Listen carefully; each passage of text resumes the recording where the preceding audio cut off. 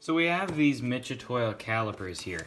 Mitutoyo makes some really good tools. If you look on the back, it says that these are dial calipers with carbide OD/ID jaws. So these are really nice. This was an award that we got. So let's go ahead and open this up. It's just held in by a few pieces of tape here. Once we open this, we can slide this out. We have a nice plastic case here. And let's pop it open. And it already looks kind of fancy. Now let's open up this bag here and get these out. Looks like this might need sharpening. Okay.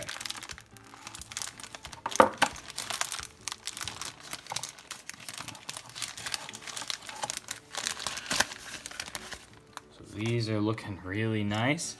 So if we look at these jaws here, I need to loosen that up. The jaws here, if you look close enough, you can see a separation of material. Right there you can see this is the carbide right there. And then these jaws here also have the carbide tipped.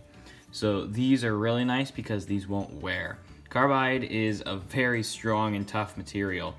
That's what they make all the lathe tools out of. Not all of them, but it's a very strong material and it will not wear. So if you are using these calipers a lot, clamping on items, and if it's just made out of hardened steel, say, then that could eventually just over time dent and you might need to resurface them.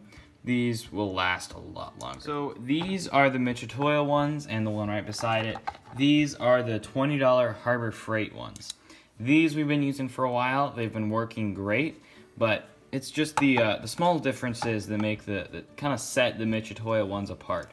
This whole body is made out of metal. It looks like aluminum, and this is connected. It's solid. If we look here at the Harbor Freight ones, this knob here is held on by plastic. The first time we got this, we opened it up, and as soon as we moved this, the plastic broke. Now, we were able to take it in, get a brand new one, and we've been using this one for a while, and it hasn't broke since. But it's just, like, if we look here, all the surfaces on the whole caliper here are ground. But if we look at the Harbor Freight one, it kind of looks like this is a belt sander finish. I mean, it really is the small things that just set this one apart, and this one is just higher quality. Now, some people don't know this, but on the top face here, if you move this down, you actually can measure off of this top face here.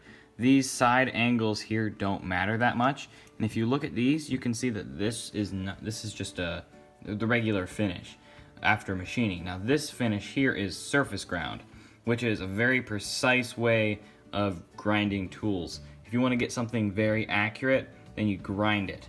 So that's what most of the surfaces on this are. But if we look at the Harbor Freight one, this surface here, it's probably not belt sanded, but that's kind of what it looks like. It is important that these faces are accurate, they're precise, because you can measure off of these faces. And if we look at the jaws here, they're just not quite as straight, actually. Like, I can notice it's not quite as accurate as these. Now, I mean, the price difference between these is great. I'm not exactly sure what the price is on this, but these are $20 and have a lifetime warranty.